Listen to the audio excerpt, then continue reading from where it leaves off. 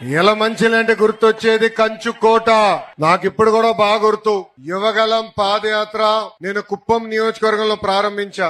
ఆనాడు ఇట్లనే పెద్ద ఎత్తున ప్రజలు వస్తే స్టూల్ వేసుకుని నుంచిన. ఇప్పుడు ఏ అధికారులు అయితే ఇక్కడ నుంచి కాపలా కాస్తున్నారో ఇదే అధికారుల స్టూల్ లాక్కుని వెళ్ళిపోయారబ్బా. ఇదే అధికారులు నా మైక్ లాక్కుని వెళ్లారు. కానీ 2024లో ఏం జరిగింది?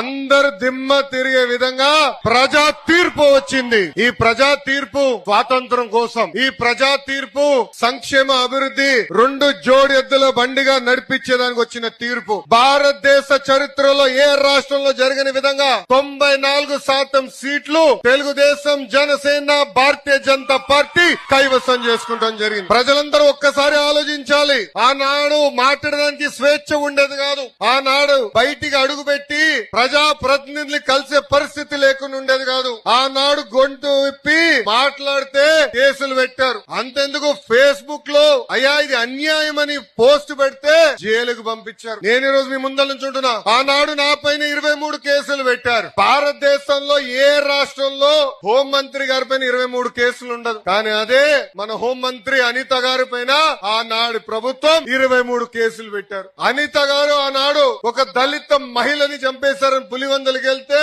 అనిత గారి పైన కూడా ఎస్సీ ఎస్టీ కేసు పెట్టారు. ఇక్కడ మా young and dynamic leader Ayyanna Patrudu గారు ఉన్నారు. యంగ్ డైనమిక్ అట్ హార్ట్ పులి.